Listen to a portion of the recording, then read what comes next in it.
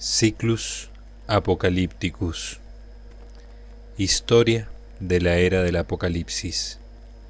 Año 2181 al 2213. José Antonio Fortea. Nota del autor. Esta fue la primera novela que escribí en toda mi vida, con 28 años de edad en aquel lejano 1997, siendo un jovencísimo párroco en mi primer destino en un pequeño pueblo de 1000 almas. Aunque esta obra fue escrita con una gran pasión, debo advertir a los lectores que ciertas carencias literarias se dejan notar con claridad. Aún así, siempre me he resistido a la tarea de reformar esta obra. Si empezara a revisarla, realizaría ya una completa reescritura de todo el libro. He creído conveniente añadir esta nota, para pedir una cierta condescendencia de los lectores. Debe ser vista como una obra de juventud, con todos los defectos literarios de un joven que empieza a dar sus primeros pasos en lo que se convertiría en su gran pasión de toda la vida, escribir. Pero mi evidente inmadurez como escritor me lleva a pedir que se lea con comprensión hacia el joven que yo era entonces.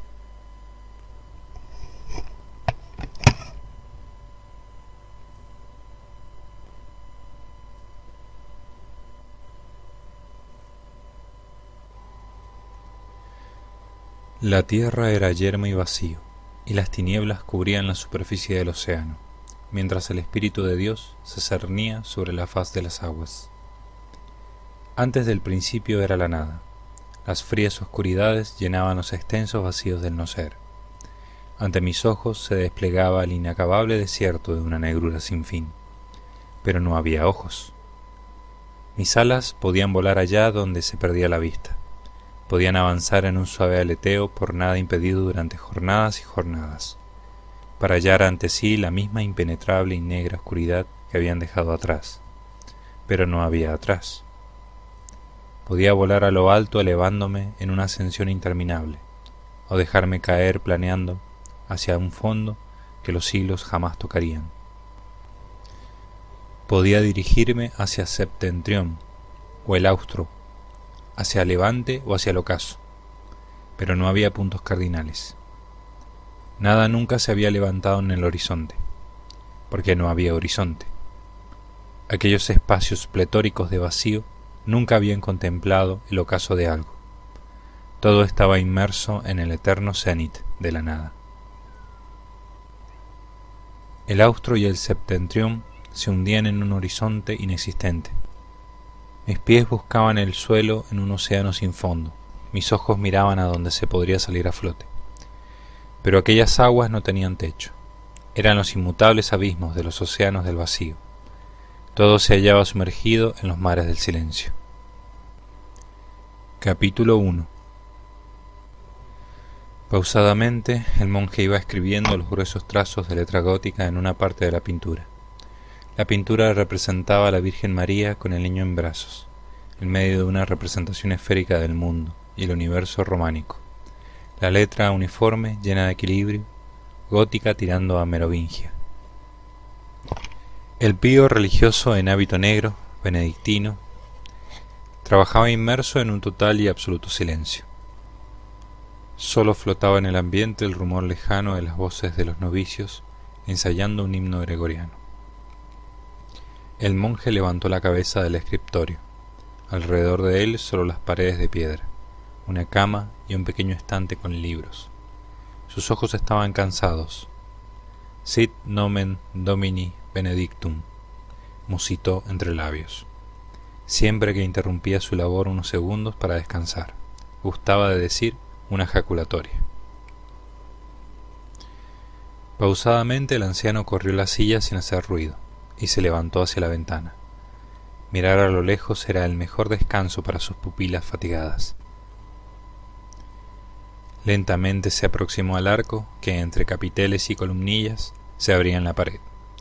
Se apoyó y miró a lo lejos. Ante sus ojos se ofrecía una bella panorámica de Nueva York en el año 2181. El monasterio estaba situado a una gran altura. si bien el edificio en el que estaba incluido elevaba todavía más su cúspide hacia una distancia de vértigo. Desde la privilegiada posición de la ventana en la que se apoyaba el monje, podía ver allá a lo lejos el tráfico rodeado en las atestadas calles.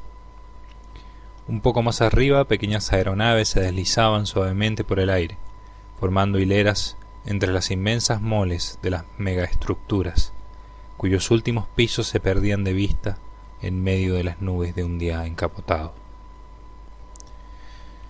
Había pequeños edificios aquí y allá, pero el centro de la ciudad estaba casi del todo ocupado por aquellos anchos, pesados e inmensos rascacielos. El monasterio estaba situado a 100 pisos de distancia del suelo, pero en aquella megaestructura habitada por 200.000 personas había otros 300 pisos por encima.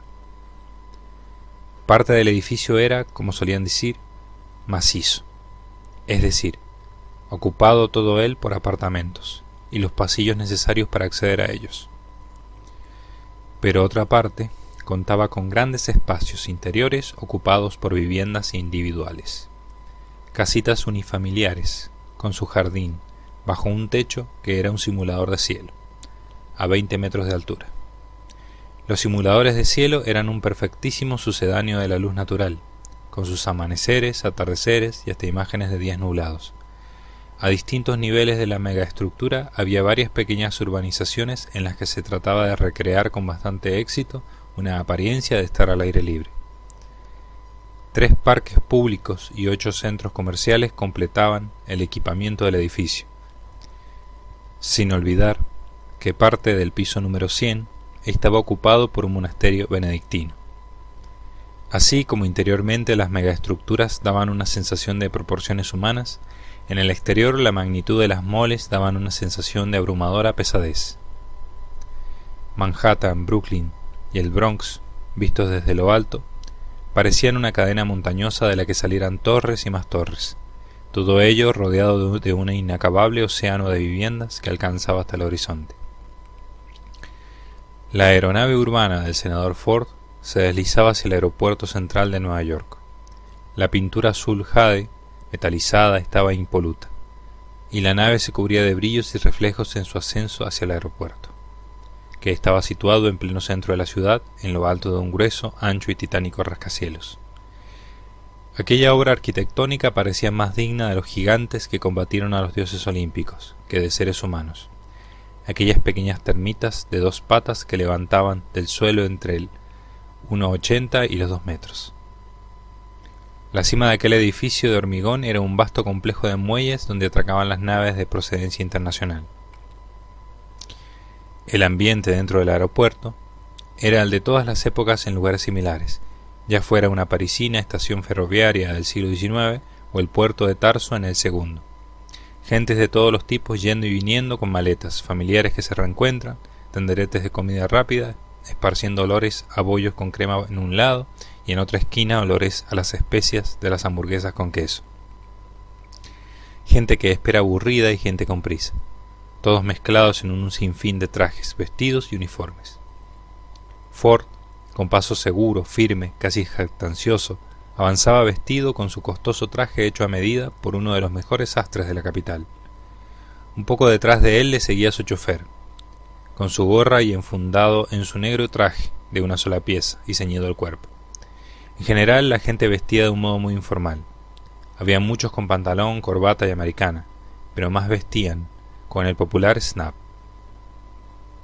una especie de confortable mono, de todos los colores imaginables, de una sola pieza, más ceñidos unos menos otros.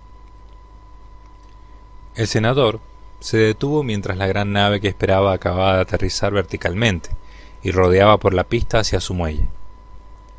10 minutos después el senador abrazaba a su joven sobrino. Ya en la aeronave del senador y de camino hacia casa, el recién llegado miraba por la ventanilla con cara llena de admiración. «¡Wow! Así que esto es Nueva York», exclamó el 18añero, tratando de guardar la compostura. «Te gusta, comentó a su lado el senador. «Pues tienes todas las vacaciones para conocerla palmo a palmo. Ahora, tía Margaret te está preparando un pastel de manzana mientras te espera. Tus primos desde hace una semana no han hecho más que preguntar que cuándo llegabas. La cara del joven no cesaba de mirar extasiado hacia afuera. Había comenzado a anochecer, y los millones de ventanas iluminadas que resaltaban en la penumbra, unido a todas las luces de las aeronaves deslizándose armónicamente por el aire, formaban un espectáculo siempre embelezador, incluso para los mismos habitantes de la megápolis. Distintos haces de luz ornamental surcaban el aire hacia lo alto, perdiéndose en lo más elevado de la lúgubre bóveda celeste.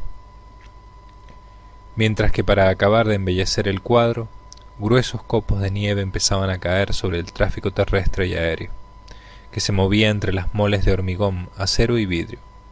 El muchacho no hacía más que preguntas y comentarios admirativos. Tío, he leído mucha historia, pero ¿cómo está el mundo ahora? El senador lo miró con una sonrisa compasiva. Su sobrino había estado hasta hacía 2 semanas en una comunidad amish. Su hermana, ya difunta, decidió llevárselo consigo cuando tenía 10 años a una pequeña comunidad agrícola en Canadá. La educación que había recibido el chico era bastante buena, pero casi nula sobre el mundo actual que les rodeaba. Ahora el sobrino volvía, por propia decisión, a su propia familia tras la muerte de su madre. Bueno, respondió el senador como tomando fuerzas para una digna respuesta a una magna pregunta como esa. Podríamos dividir el mundo, por un lado en los países de la Confederación, por otro lado está el Imperio, y por otro los países independientes. Los países de la Confederación son independientes también, pero forman una gran unidad política y económica. Tienen una alianza defensiva y una sola moneda. Son países democráticos. La Confederación la forman 30 naciones. Se extiende por casi toda América, además de unos cuantos países aquí y allá desperdigados por otros continentes. Pero los integrantes son muy desemejantes. Solo nuestro país, los Estados Unidos, ya tiene el 25% de la población confederada y cuenta con el 70% del peso económico de la Confederación entera. El imperio se extiende por más de la mitad de Europa, parte de África y Asia. Fue en tiempos una democracia cada vez más presidencialista, y finalmente, tras 3 guerras civiles, en un siglo ha acabado en manos de la familia imperial. De todas maneras, aunque ya no sea una democracia, todavía en los impresos oficiales ponen arriba del todo que son una república. De hecho, el nombre oficial del imperio es The Senate and the People of Europe. Muy a menudo se resume con el acrónimo SPOE. El idioma oficial del imperio es el inglés, aunque la familia imperial habla en alemán. Cada provincia del imperio es administrada por un gobernador directamente designado por el emperador. Nosotros, aquí en Estados Unidos, decimos imperio y emperador, coloquialmente, pero los europeos prefieren usar las palabras república y cónsul máximo. En cualquier caso, dejando la cuestión de los nombres, los súbditos del imperio consideran que la tarea de gobernar es una tarea tecnocrática y solo piden eficiencia. La República Europea se ha convertido en una especie de empresa dirigida por un consejo de dirección. Mientras las cosas funcionen bien, su ciudadanía está dispuesta a no reclamar la vuelta a un parlamentarismo que la verdad es que se demostró muy ineficiente para resolver los problemas del pasado siglo. En la vieja Europa, elecciones populares solo hay para elegir ediles y alcaldes. Y eso en las ciudades que no han perdido ese privilegio. La unidad del imperio es total.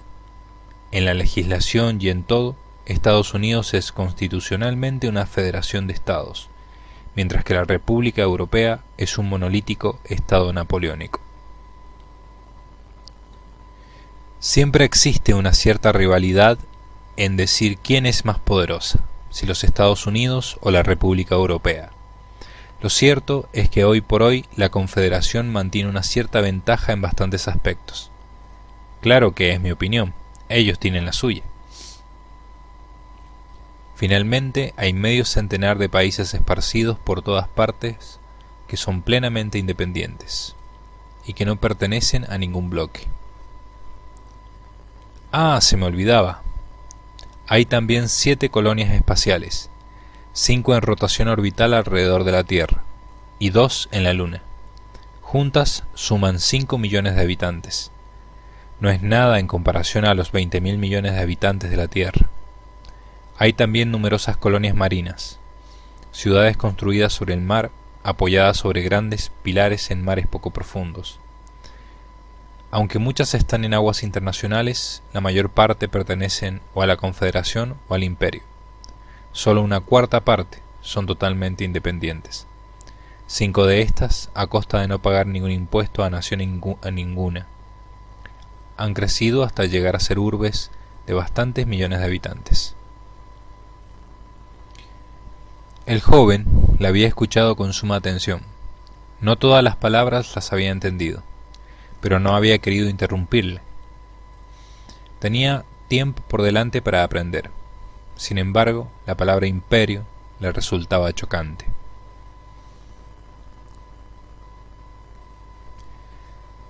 Yo pensaba que los imperios eran cosas del pasado, comentó al final. Oh, no te enredes en las palabras. Oficialmente no hay ningún imperio. Incluso por una de esas ironías de la historia, el imperio es, ya te lo he dicho, oficialmente una república. En el siglo XX se esforzaron en implantar democracias en todo el mundo. Hicieron bien, pero el siglo XXI, todo el mundo se afanó en descubrir cómo corromper la democracia. Parecía tan sólida la democracia. Era como el bueno de la película que tenía que ganar hiciéramos lo que hiciéramos. La corrupción de la democracia trajo la concentración del poder. La concentración de poder trajo de facto la abolición de las barreras legales que se oponían a esa concentración. Las barreras continuaban sobre el papel, pero se hacían excepciones cada vez que convenía. Y la desaparición de toda barrera constitucional condujo a la autoconservación de cada uno en su puesto de poder. El siglo XXI no fue siglo de Montesquieu. Desde el momento en que los 3 poderes constitucionales fueron fusionándose, lentamente, sin prisas, las garantías ciudadanas fueron perdiendo terreno. De aquello nació un Estado, cuyo entramado interno del poder es un entramado imperial, al estilo del que hubo en el siglo I en Roma, o en el XVI en España, o con Napoleón. Entre explicación y explicación, la nave que les transportaba había penetrado a través de una de las grandes bocas de entrada de uno de los rascacielos. La nave transitó deslizándose suave y lentamente por los grandes pasillos internos del edificio. En una intersección aminoró la marcha, y sin detenerse ni cambiar su posición horizontal, ascendió verticalmente por un largo corredor, por donde otras aeronaves se elevaban o bajaban también en hileras. En un momento dado, la nave se detuvo, y se introdujo a través de una compuerta que con grandes letras decía «Nivel 1200». Tras pasar la compuerta, vio que dentro del techo estaba a 50 metros por encima de sus cabezas, y que sobre el suelo de césped artificial había una urbanización de mansiones señoriales. El joven Alvin, el recién llegado Amish, se quedó con la boca abierta. «No pienses que todo el mundo vive en barrios como este», comentó con contenida satisfacción el senador. «Este es uno de los sectores más exclusivos de la ciudad». La aeronave comenzó a aterrizar junto al blanco caserón de Ford, una réplica de la típica mansión decimonónica sureña de los campos de algodón antes de la Guerra de Secesión. Vista desde arriba, la intensa blancura de la mansión contrastaba magníficamente con la suavidad de los tonos verdes de los terrenos que la circundaban. Mientras la nave aterrizaba delante de la fachada clásica de columnas blancas de la entrada principal, El servicio se alineaba para recibirles. Cuando Ford y su sobrino salían de la puerta de la nave, la esposa y los hijos aparecieron, apresurando el paso para recibirlos, expectantes de ver al familiar nunca visto, pero tan comentado desde hacía años. Todo eran abrazos y cálida bienvenida, las consabidas preguntas de siempre entre familiares. ¿Cómo estás? ¿Cuánto has crecido? ¡Qué alegría! La sonrisa sincera en los rostros de todos. Los recibimientos han sido similares en todas las épocas y lugares del mundo. Una aeronave se posó justo detrás de la del senador Ford, delante de la mansión. Del aparato salieron 3 hombres. El senador se extrañó de la inesperada visita y se acercó a ver de qué se trataba. «Buenas tardes, senador», le saludaron los 3 recién llegados. «Hombre, buenas tardes, Jenkins. No os esperaba. Senador, nos envía el senador Benedict Greenwich. Nos ha dicho que viniéramos a buscarle porque tiene que verle urgentemente ahora mismo». «¿Os ha enviado solo para eso? ¿Por qué no me ha llamado por teléfono?» «Senador, no sabemos de qué se trata, pero es algo que ha considerado que no se podía enviar por el sistema multifrecuencia.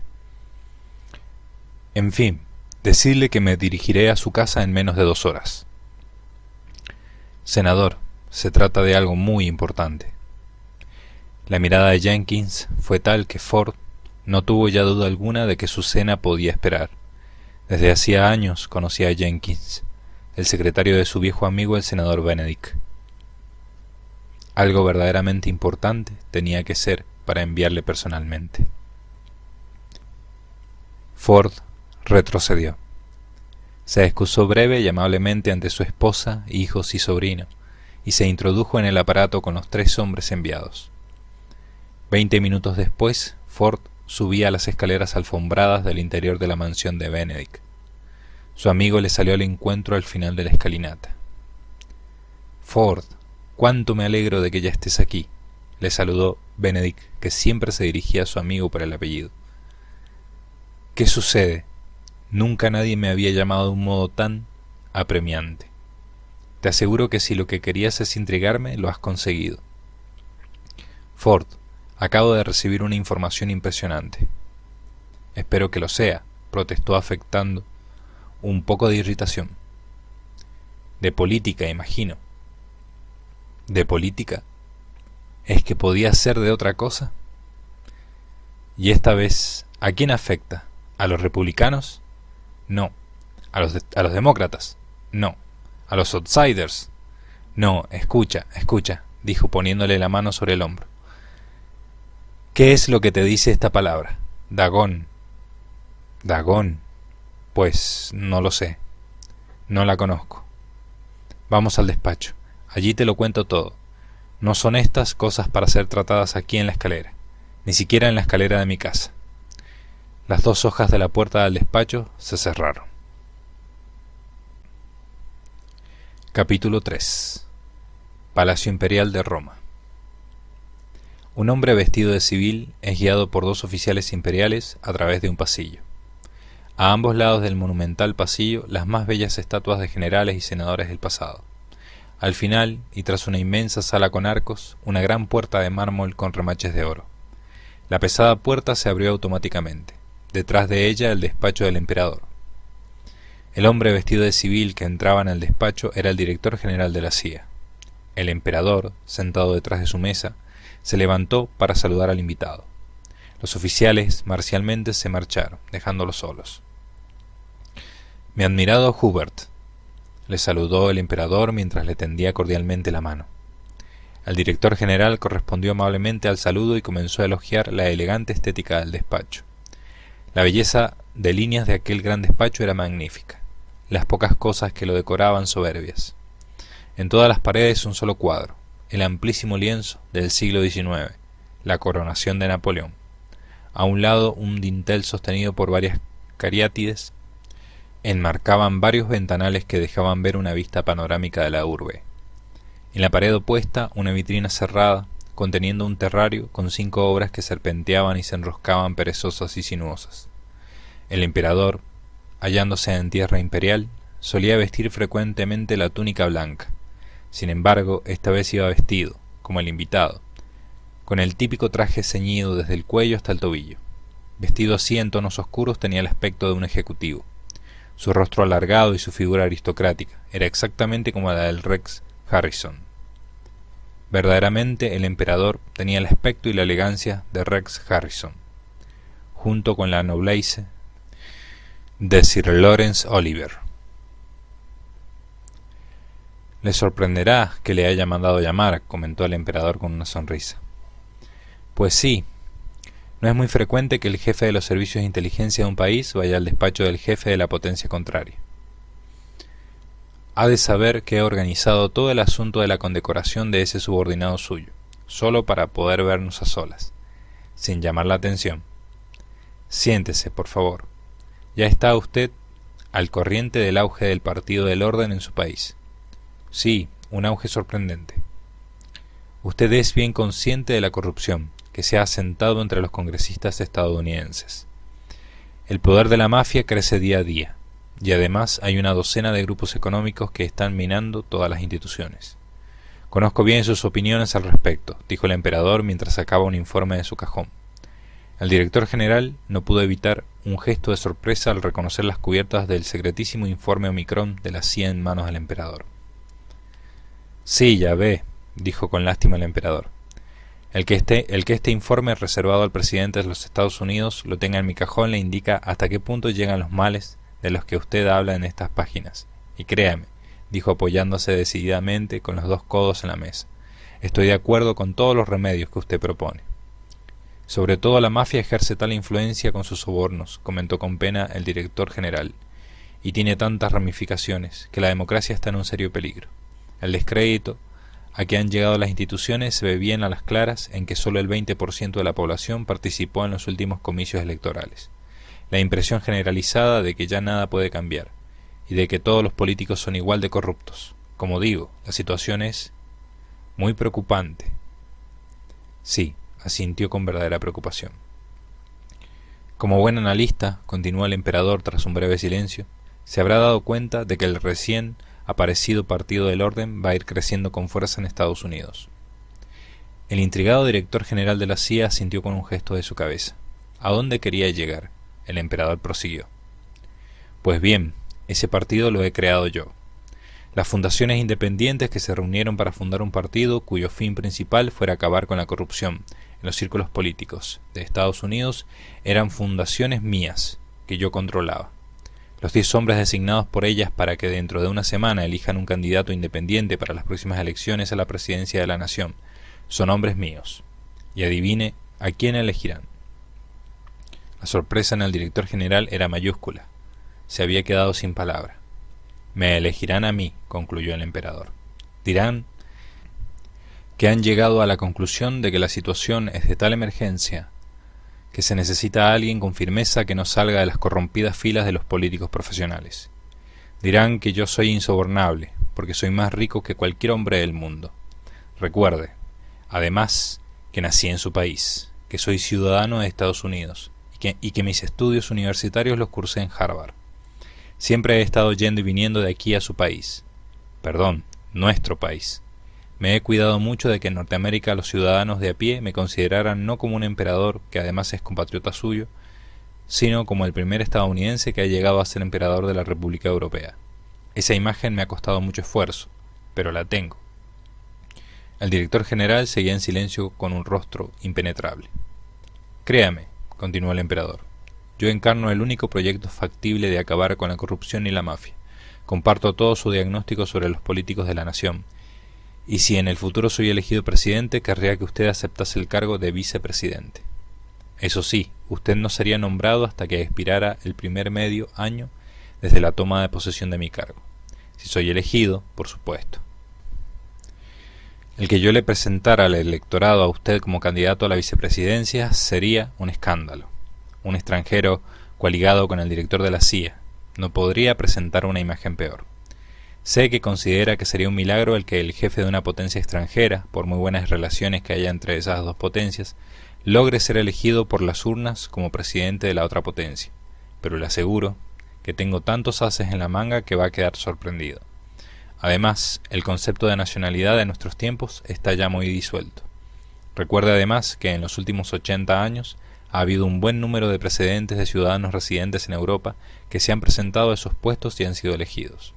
Senadores, gobernadores y hasta un vicepresidente muy popular, por cierto.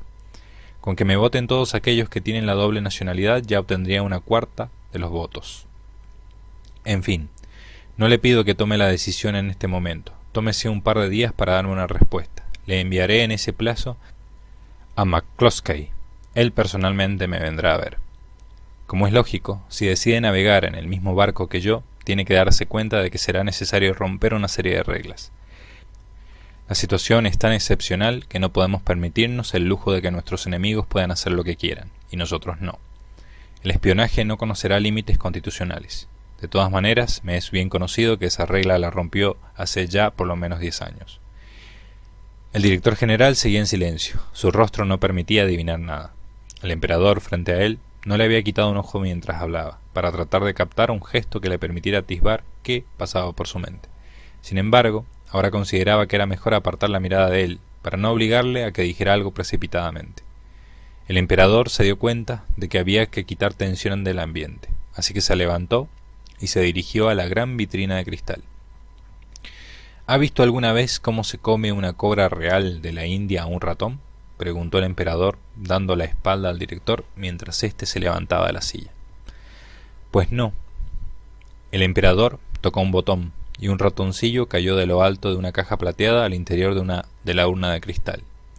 El inocente ratón blanco comenzó a correr por el suelo de arena. Las hambrientas cobras no tardaron ni 3 segundos en percatarse de su presencia. En unos instantes estaban todas luchando por la suculenta cena. La lucha de las cobras era un verdadero espectáculo, que observaba sin pestañear el director. El emperador permanecía con un semblante frío. Aquella escena la había contemplado muchas veces ya. Además, lo que las pupilas del emperador observaban de verdad a través de sus párpados semicerrados era el leve reflejo del rostro del director en la vitrina de cristal. El rostro glacial del emperador sopesaba cada gesto de su interlocutor. Cada gesto era una revelación involuntaria de su estado de ánimo. En realidad, llevaba observando y considerando la psicología del director desde hacía años. «Acompáñeme, por favor», le pidió el emperador mientras se dirigía a la puerta del despacho. «Le voy a mostrar una parte del Palacio Imperial». Tras atravesar 2 puertas, el silencioso director y su anfitrión se encontraban en las galerías y dependencias privadas del palacio. «Mire, esta es la sala de estar. Aquí es donde hago la vida». «¡Qué maravilla!». El director embelesado se quedó parado ante el cuadro de Van Eyck, el matrimonio Arnolfini. «Siempre he tenido gran inclinación por la pintura primitiva flamenca», comentó el emperador. «Fíjese en esa minuciosidad, en esa delicadeza, toda presidida por un penetrante espíritu de observación». Después el director reparó en una bella estatua que representaba a Perseo levantando la cabeza de Medusa. ¿Y esa bella estatua de allí? Benvenuto Cellini del Renacimiento es otra de mis aficiones. Estaba en la logia de los Lanzi de Florencia. Allí estuvo hasta finales del siglo XXI. El director fijó su atención en la estatua florentina, haciendo a continuación apreciaciones auténticamente expertas. «Compruebo que es usted un amante del arte», comentó el emperador. «Un amante con ojo perito». «Venga», dijo dirigiéndose a la salida de la sala. Una vez fuera le fue mostrando en los largos pasillos de palacio estatuas de Miguel Ángel, Juan de Bolonia, pinturas de El Bosco, Leonardo da Vinci. «Aquí tiene la serie de pinturas de Vermeer, de mujer junto a una ventana. Solo me falta una», comentó con pena el emperador. Avanzaron unos cuantos metros. «Este de aquí es uno de mis favoritos. Norman Rockwell, su autorretrato». El anfitrión le estuvo explicando el lienzo durante un par de minutos. El emperador no era un mero perito del arte, lo vivía, con pasión. «Ahora le voy a mostrar el lugar más bello del palacio, el laberinto azul», dijo entrando por un gran arco. «Mi difunto tío abuelo, el emperador Deschaux Vandermeer, le gustaba mucho nadar en sus últimos años, y mandó construir este laberinto. Ocupa 1 kilómetro cuadrado de extensión y se puede recorrer todo él nadando». El director contempló, paseando por la orilla, cómo la piscina alargada iba y venía a través de un complejo laberinto de orillas de piedra. El agua tranquilísima reposaba transparente, sin sobresaltos, bajo una altísima única bóveda decorada con mosaicos. «Una pregunta quiero hacerle», preguntó inesperadamente el director general. «¿Por qué me eligió a mí?» «¿Cómo dice?» «¿Por qué se fijó en mí para ofrecerme la vicepresidencia?» «Ah», exclamó con una sonrisa de comprensión, y aguardó un instante mientras pensaba la respuesta. «Soy un hombre práctico. Una persona de su peso no iba a permanecer imparcial ante un combate como el que se va a librar en la próxima campaña electoral. Usted lleva 12 años en el cargo. Ningún presidente se ha atrevido a removerle de su puesto por temor a toda la información, poder e influencia que usted ha acumulado en tanto tiempo.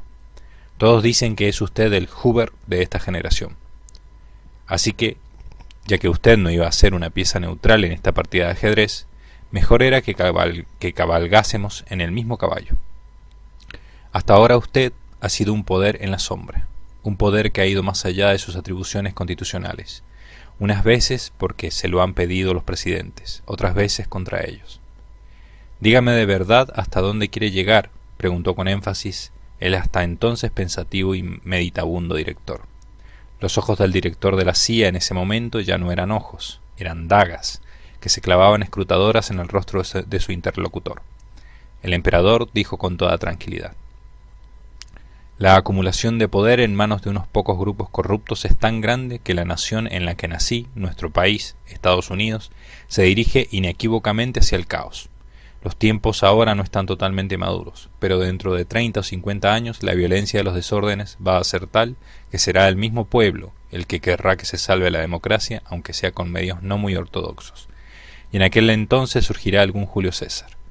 Si lo hacemos ahora, podemos ahorrar a la nación años de sufrimiento. Hablando claramente, lo que le pido es suspender la democracia 4 años. Suspender la democracia para salvar la democracia. ¿Me ayudará a cruzar el Rubicón?» El director general de la CIA le miraba fijamente sin pestañear. Nada se podía adivinar del inexpresivo rostro de Hubert. «Necesito ese tiempo que me ha dado para pensar». «Tómese el tiempo que necesite. Pero recuerde que dentro de una semana mi nombre será el elegido como candidato a la presidencia por el Partido del Orden. En ese instante apareceré arrolladoramente en la vida política de Estados Unidos. No dejaré de ser el cónsul máximo de la República Europea. Ninguna ley pensó en establecer un tipo de incompatibilidad parecida. Dentro de una semana, ya lo sabe desde ahora, voy a trasladarme a mi residencia en Virginia. En el momento en que mi nombre sea el designado por el nuevo partido, va a ser una bomba mediática. No se va a hablar de otra cosa. Así que el presidente de Estados Unidos ese mismo día le va a llamar a su despacho y le pedirá que elabore el más completo informe sobre el Partido del Orden y lo que pueda haber detrás. A partir de ese momento usted no podrá ser neutral». El director seguía silencioso, inexpresivo, sin dejar traslucir sus emociones. «No se preocupe, cuanto antes le voy a dar una respuesta. Como usted ha dicho, yo no puedo ser neutral ante una cuestión de Estado como esta. Es evidente. A partir de ahora seremos colaboradores o enemigos. Colaboradores íntimos o enemigos acérrimos. Tómese su tiempo. La respuesta requiere ser ponderada con tiempo y tranquilidad. Pero recuerde, no lo olvide, que aunque mis lazos familiares me hayan colocado en la máxima magistratura de esta república, yo amo a mi país. Soy ciudadano de los Estados Unidos. Me siento orgulloso de ello y me creo en el deber de hacer algo por mi país, de poner orden por fin. Hago todo esto por patriotismo. Puede parecer difícil de creer, pero es así. Europa no ganará nada de que Estados Unidos se hunda en el caos. El problema, musitó entre dientes dubitativo, es que, dado lo que sé ahora, si decido no apoyarle, me convertiría en su enemigo. Usted mismo me ha contado el secreto máximo de sus intenciones, un secreto por el que mi central de inteligencia hubiera dado cualquier cosa por conseguir. La vida a veces tiene sus ironías, dijo sonriente el emperador. El mayor secreto de Estado contado por el dirigente de una superpotencia al jefe de inteligencia de la otra superpotencia. Qué complicado es a veces el ajedrez de la vida. De todas maneras, usted lo ha dicho. O se convierte en mi mano derecha o se convierte en mi máximo enemigo. Muy bien. Le tengo que dejar, se despidió el emperador. Su estancia en la urbe durará todavía hasta mañana por la tarde. Espero que la disfrute. Recuerde que cualquier comunicación que me tenga que hacer, ha de hacerla a través de McCloskey. Oralmente. No le dé nada por escrito. No le importe hacerle coger el avión las veces que haga falta. Es su trabajo. Ah, se me olvidaba, exclamó el emperador volviéndose, pues ya se iba hacia su despacho. Si decide que naveguemos en el mismo barco, deberá enviar antes de un mes a sus hijos a estudiar internos en un colegio del imperio. Escogeremos el mejor de la capital. ¿O tal vez prefiere un colegio de Suiza? Muchos magnates y congresistas de los Estados Unidos lo hacen. A nadie le llamará la atención. El director general observó ensimismado al emperador alejarse por el pasillo. Sabía qué significaba en su caso enviar a sus hijos a la urbe. Muchos millonarios lo hacían por la fama de sus prestigiosos colegios, pero para él significaba que si decidía en algún momento traicionar al emperador, sus hijos serían asesinados. Oficialmente tendrían algún accidente. Ya lo organizarían bien los servicios de inteligencia de la República Europea. Por un lado, si decidía servir al actual presidente de Estados Unidos, eso significaba que sus días estaban contados. Si quería salvar la vida, tendría que huir con nombre falso a algún lugar desconocido. Dejar la ciudad que amaba, sus amistades, sus familiares. Para siempre, hasta el final de sus días. Los servicios secretos de la República Europea serían implacables. Él, especialmente él, lo sabía bien. Por otro lado, estaba totalmente de acuerdo con lo que había dicho el emperador. La situación se estaba haciendo insostenible. ¿Por qué no darle ese poder supremo durante 4 años para que pusiera orden? Abraham Lincoln lo tuvo durante la Guerra de Secesión. El director general en los siguientes días pasaría un auténtico calvario tratando de tomar la decisión adecuada. ¿Quién sería el caballo ganador? Si el emperador perdía las elecciones, nadie se tenía que enterar de los servicios prestados. Si se negaba a prestar esos servicios, su vida personal y la de su mujer quedarían totalmente truncada. Habría que cambiar de amistades, de costumbres en un nuevo lugar. Habría que cambiar todo para huir de unos servicios de inteligencia europeos que desde ese momento le perseguirían. No le apetecía cambiar de residencia con su familia, ni vivir bajo otro nombre. Él estaba a esa altura de la vida en la que los hombres quieren ya disfrutar de los frutos maduros de una existencia tranquila y placentera. Y ahora de pronto se veía inmerso en un juego de ajedrez en el que no se podía salir del tablero. Al cabo de 3 días tomó su decisión inamovible, y así se lo hizo saber al emperador. Apoyaría decididamente al candidato Frohnheim-Schwarz. Ese era el nombre del emperador que aparecía en su pasaporte estadounidense.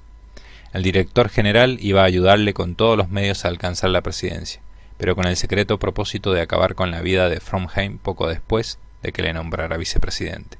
Él mismo, Hubert Paisley, sería el presidente y podría aplicar la terapia adecuada a los males de la nación, con medios enérgicos pero sin negar ninguna garantía constitucional.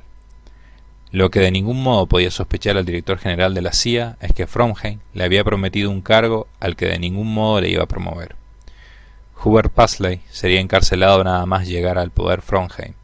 Sin embargo, eso estaba todavía oculto en los recónditos recodos de la mente del próximo candidato a la presidencia de la nación. De momento, a partir de la decisión de Hubert, todos los medios de la CIA, sin saberlo en la misma organización, quedaban al servicio de un candidato. Capítulo 3. El Partido del Orden había propuesto a Frohnheim como candidato presidencial por ese partido. Frohnheim hizo un perfecto teatro, haciéndose de rogar. Primero dijo que no podía, después dijo que sería mal interpretada su máxima magistratura en el imperio. Aquello fue el culebrón del verano. Mientras tanto, los poderosos grupos periodísticos y de comunicación que él poseía en Estados Unidos no hacían más que elogiar su figura como la del hombre providencial para la situación que vivía la nación. La gota de agua que colmó el vaso fue cuando el mismo presidente de Estados Unidos se manifestó públicamente a favor de él, afirmando por sorpresa en una entrevista que él sería el mejor candidato, el más indicado para sucederle. La nación nunca se enteraría de todos los hilos que tuvo que mover el director de la CIA para que el presidente llegara a hacer tales declaraciones. Finalmente, Frohnheim apareció en televisión en directo ante un país en vilo.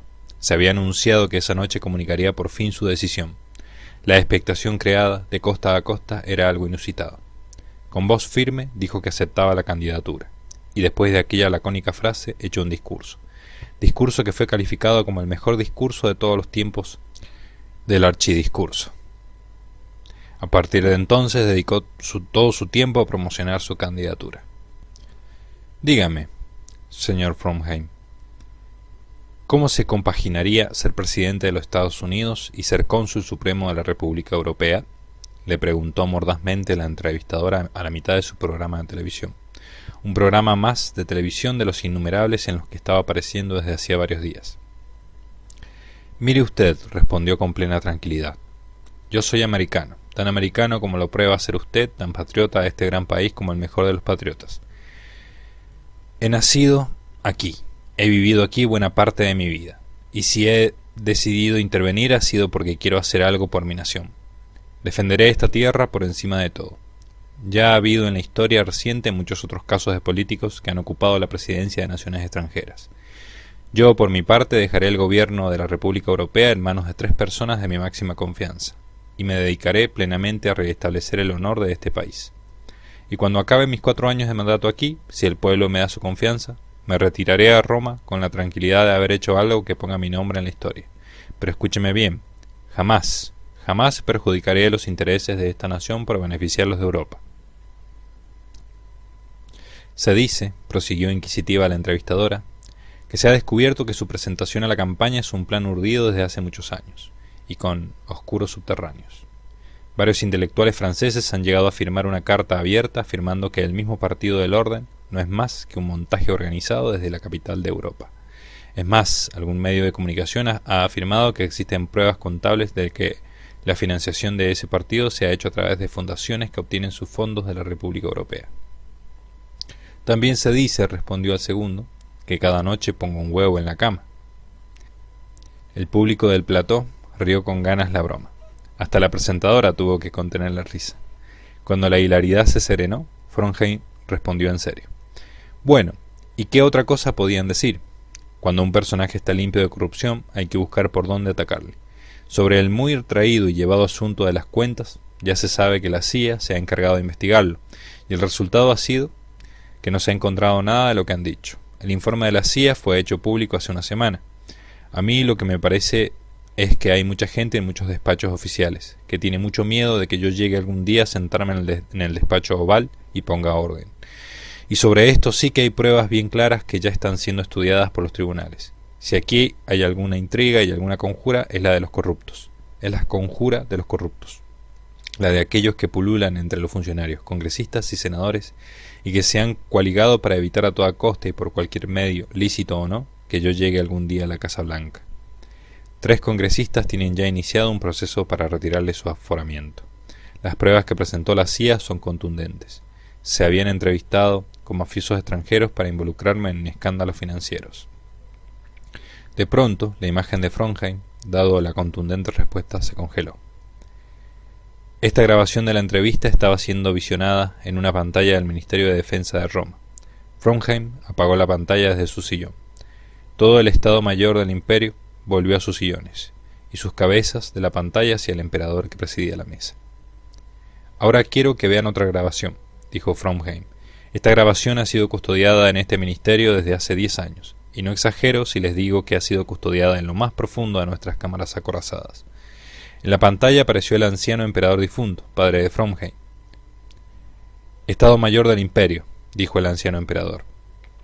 Ha sido la máxima aspiración de nuestra dinastía, el que las tierras y gentes de los Estados Unidos fueran agregadas a nuestra república. Ese ha sido un largo sueño, una aspiración largamente acariciada. He preparado a mi hijo Frohnheim para que en el futuro pueda presentarse como candidato a la presidencia de Estados Unidos. Esa es la razón por la que quise que naciera allí. Esa misma fue la razón por la que estudió también allí.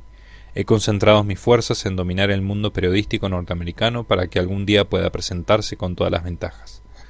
Sé que pensaréis algunos que conseguir la presidencia de ese país por parte de un europeo es algo casi imposible. Pero recordad que el concepto de nacionalidad ya está muy diluido. Estad tranquilos. Tened siempre presente que una cuarta parte de los norteamericanos son europeos naturalizados. Ya ha habido varios gobernadores, varios congresistas, que han alcanzado sus puestos a pesar de sus orígenes. Tranquilos, disponemos de muchos ases en la manga. Este plan lo hemos estudiado juntos desde hace años con todas las maniobras posibles. Por supuesto, han de ser ocultadas incluso al Senado Europeo. Que logremos mantener el secreto depende de que no sea conocido más que por el menor número de personas. El objetivo de esta grabación es que presten todo el apoyo posible a mi hijo, sin que planeen en sus mentes ni una pequeña sombra de duda acerca de a quién sirve realmente. El futuro emperador de la República Europea lo será también de la República de los Estados Unidos de Norteamérica. Así que obedézcanle sin fisuras, a pesar de lo que quizá tenga que decir en la campaña electoral. Las palabras se las lleva el viento. Me despido deseando que un nuevo orden mundial nazca de todos nuestros proyectos. Heil, se despidió levantando el brazo a la romana. La grabación finalizó. Los sorprendidos generales guardaron silencio para escuchar qué más tenía que decirle Frohnheim. A partir de aquel día ya no tendrían ninguna duda sobre las verdaderas intenciones del presente emperador.